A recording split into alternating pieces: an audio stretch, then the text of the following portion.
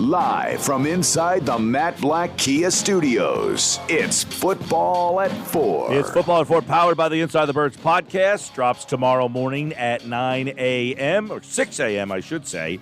Get that at InsideTheBirds.com, wherever you get podcasts. Andrew DiCecco from 97.3 ESPN.com and InsideTheBirds.com is here to take a look at what's next for the Eagles. Should the Eagles move on from both quarterbacks, Carson Wentz and Jalen Hurts? We'll get into that and so much more around the Eagles offseason with Andrew DiCecco from 97.3 ESPN.com. Andrew, what's up, man? Sorry about that. That was my fault. Doing, man? Actually, I'm not going to take the blame for that. That wasn't my fault. That was Josh's fault. Yeah. Anyway, man, it's been a while. I just want to say Happy New Year and hope things are going well for you. Yeah, man. And new year, new problems for the Eagles. So let's start. With a piece that you wrote at InsideTheBirds.com and Jalen Hurts, because everything is Wentz and what's going to happen. I think a lot of what could happen with Wentz could be what the Eagles think about Hurts. So I know you don't particularly, or maybe you do, know what the Eagles think about Hurts, but what do you think about Hurts? Should the Eagles really be ready to move forward with Jalen Hurts as their quarterback? Like, did he play well enough in your mind to make this a legitimate decision? Well, I think what everyone needs to take into account is that there wasn't an off season. He was kind of thrown in there late in the season. And, the thing with Jalen Hurts is he ignited the offense. There was definitely a spark there. He was able to move an offense that Carson Wentz couldn't move. However, as the more he got to play, teams started to figure out his tendencies. And at this point in the season, there wasn't really a spot for him to really work on things and break down a ton of film, because he was kind of thrown into the fire. It's like, you're the starting quarterback here. We're getting ready for this team this week. So I'm interested to see what he can do with a full offseason, possibly, and most likely a new quarterback's coach, a new offensive coordinator. But what I saw from Jalen was, he got an instant rapport with these wide receivers. He commanded the huddle. He had respect from his teammates. And his athleticism to extend plays. He didn't need an ideal situation around him to thrive. And those are some things that were my immediate takeaways from his brief starting sample size. A lot of people would look at, okay, he, as you mentioned, ignited the offense a little bit, gave him a little bit of a shot in the arm. A lot of those came in the first half of games. What was happening in the second half of games, maybe that would be something that the Eagles could be worried about. Well, once teams started to see that his tendency to run, and I think you started to see specifically in the Dallas game, you started to see teams spying him. Their coverages were a little bit more elaborate. He looked like he was seeing ghosts out there at times. He wasn't reading the field quite like he was in the first half, and what you saw was the offense looked just as stagnant. They weren't able to move it as effectively. He was pressing. There was turnovers started to come in bunches. I mean, the fumbles, that just can't happen. He started to put the ball in harm's way a little bit, and those are some of the things that you start to wonder, okay, well, Dallas and Arizona and Washington, they made their adjustments, but the Eagles did nothing to counter that, and some of that falls on coaching, but also some of that falls on Jalen Hurts. You got to be able to, as a quarterback in the National Football League, you have to be able to kind of read and react and adjust on the fly to these things, and we just didn't see that over the last few games of the season.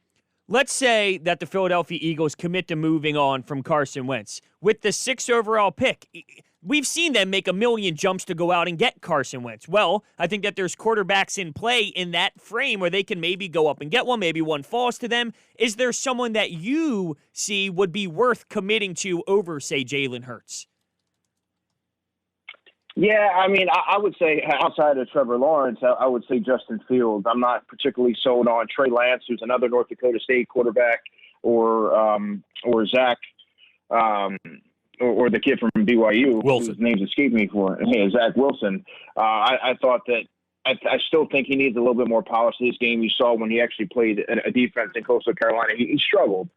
And to take somebody that high to invest blue chip, that's a blue chip player that you're investing in. And I don't know that he's a guy that I would want to lay all my chips down on. But Justin Fields, Hunter, to answer your question, would be the only guy that I would consider taking there. But it's kind of hard to do so when there's so many holes on that team. I mean, you look at cornerback. At the end of the season, they're running guys out named Kevon Seymour and Michael Jacquet, and they had Jameson Houston out there. Like, that's not acceptable. Those are not starting quality players, and you're not going to be successful. I don't care who your defensive coordinator is, if those are the guys you're trotting out there. And I think they need to kind of start to find a young defensive player to really build around. Because if you look at their roster, they really don't have that, and certainly not at corner. And I think that they really need to address that within the first 2 rounds, because there's definitely some talent there, and they need to capitalize on that. I wonder when you look at Hurts. When I look at Hurts' completion percentage, 52, that's a number that should worry people. I look at Wentz and say, man, 57, that was just unacceptable. I mean, I blasted Wentz. 57 is not only not startable, it's not rosterable in the NFL if you're at 57. Hurts was at 52, but I look at his 52 and say, I feel a little differently about it, but still not good enough. Is that a concern? If you're the Eagles and you say, this is the guy we're committing to, and you have a guy 52%, are you worried?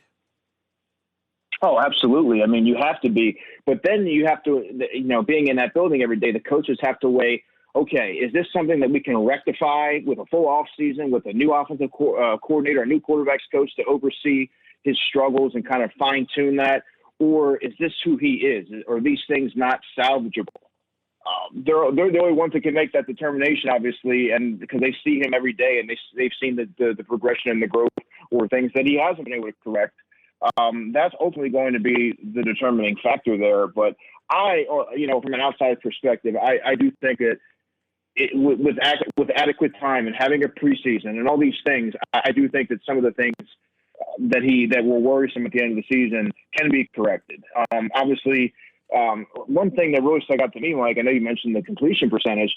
The velocity on his ball is not NFL caliber right now. There's certain throws that are floated when they should be. You should be able to kind of throw those on a line and really step into those throws. You saw the one that Quez Watkins the other night. Those are throws that NFL quarterbacks have to make, and he's got to be able to make those throws. So those are certain things he's going to have to work on. Yeah, well, all season long, when Gil and I were going back and forth about Wentz, Doug Peterson, I was saying, look, if the O-line's better, if you have better play calls, if the wide receivers are better, you'll probably get better play out of Carson Wentz. And I think the same can be said about Jalen Hurts. If you have an offensive line with a healthy Lane Johnson, if you pick a wide receiver that can actually play at a high level, if all that surrounding Jalen Hurts is better, well, then I think that you will get better play from the quarterback position, which will help out that completion percentage. Yeah, I agree. And, it doesn't matter who your quarterback is, Hunter. They need to make addressing the offensive line a priority because, the game is won on in the trenches. And, Jalen Hurts, yeah, he's a guy that you can sort of get by with next year if they're not completely sold on, because if they're able to address the offensive line, he's someone that can kind of escape from the pocket and make plays on the fly and extend plays. He doesn't need everything around him to be ideal for him to kind of move the offense and generate yardage. But I agree with you. I think that there's certain things there that you see guys really resonate with his leadership, and he seemed to have a connection with a lot of these guys that Carson wasn't really. They never seemed they were on the same page, but you saw his connection with Greg Ward and Jalen Reagor at times, and Dallas Goedert. And, his energy seemed to kind of radiate throughout all 3 phases of the team. And that's something that really stuck out to me. Obviously, that 52% completion percentage is unacceptable. And like you said, it's not rosterable on most teams. So they're going to have to figure out, is this a product of is this just who he is, or can we work on this and salvage him? Right. I mean, and the one thing, I look at his low completion percentage and I say some of that that is a positive is as a product of him throwing the ball away and just understanding getting rid of the ball. Whereas Wentz's low completion percentage came from inaccuracy. There's a big difference. Yeah, Wentz he was sailing a lot of passes. You know, from a fifth-year quarterback, there's a little bit more concern surrounding him. Jalen, you can at least there's always that rookie factor and the truncated offseason. But when you look at Wentz, like you're saying, you know, he's sailing a lot of passes. He wasn't seeing the field well. He's falling away from throws. He was dropping his eyes. These are things that are alarming. It's a clear regression from a fifth-year quarterback. So yeah, they both had poor completion percentages, but for different reasons. So at this stage right now, we've got so much information. Wentz wants to be traded. His relationship is fractured. Now today, there's a AP story that has come out and says he wants to think about his future, but he hopes it doesn't end in a divorce here. So, I mean, this is all over the place. It's been a total mess with this circus. Do you see how Carson Wentz is back here next year and starting game one? Well, I think the door is slightly cracked open now. The fact that he's going to mull it over, but you know, it is it's very telling. The fact that he didn't want to speak with reporters yesterday. There's an opportunity to shoot down whatever the Mortensen report and kind of just quiet the noise a little bit, if you will. But he opted not to do that. Now today, he needs time to think. Well, I mean, that's kind of alarming when you're hearing that from your quarterback, who he's going to be the center of this rebuild, and he's kind of got to be on the same page. The team needs to know, are you in or are you out?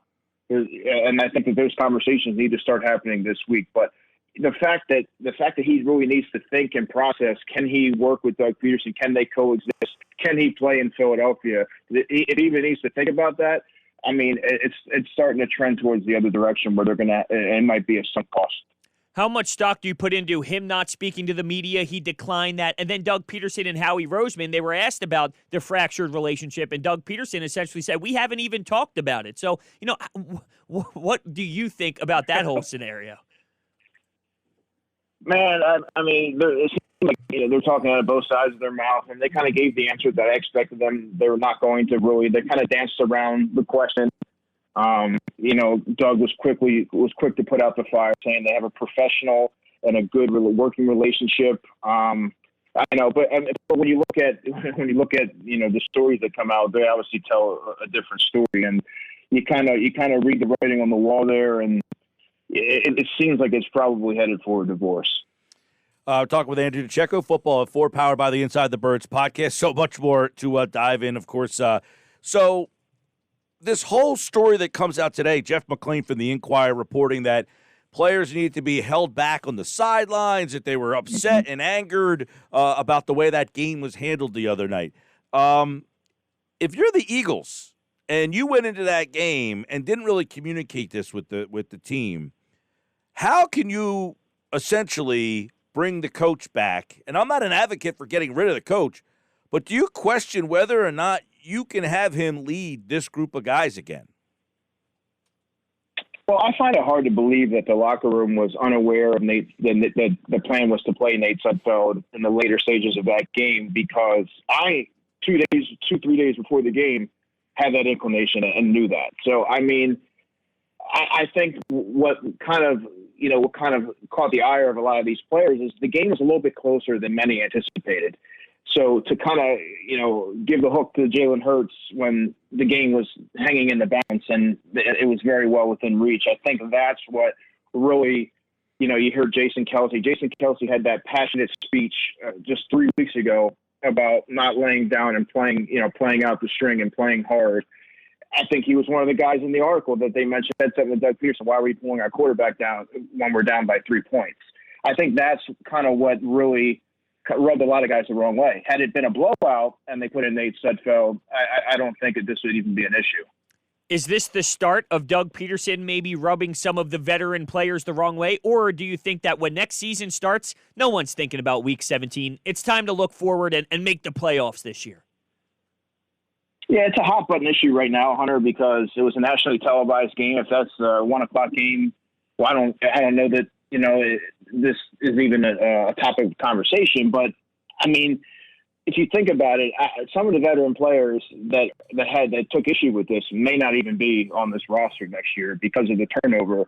Jason Kelsey was one of the players that mentioned something, and he's been mowing retirement over the past couple of off seasons. So I don't even know that this will be an issue next season. I mean, who knows? 2 weeks from now could be something else. You know, the way that this off season is starting to unravel, it's just, you know, drama each week. So it'll be a new story in the coming weeks. Right, which is kind of how I looked at it. Is like, look, a lot of these guys, the guys who played in that game the other night, many of them aren't even going to be here next year. But, you know, it's like Jalen Hurts. There's the video of him on the sideline, you know, oh, this isn't right. He mentioned it after the game that he wasn't a big fan. Miles Sanders today, his comments, you know, basically he came out and said that no one liked the decision to bench Hurts for Sudfeld. You know, so those are younger players that will be here. Mm-hmm. So they're pretty important guys. So you just wonder, will this be a cloud? And then, you know, you got a guy like Joe Banner last night tweeting out, oh, well, agents and players, you know, they're going to remember this, which I don't really agree with. I heard that about the Sixers, too. Oh, no one's ever going to go to the Sixers.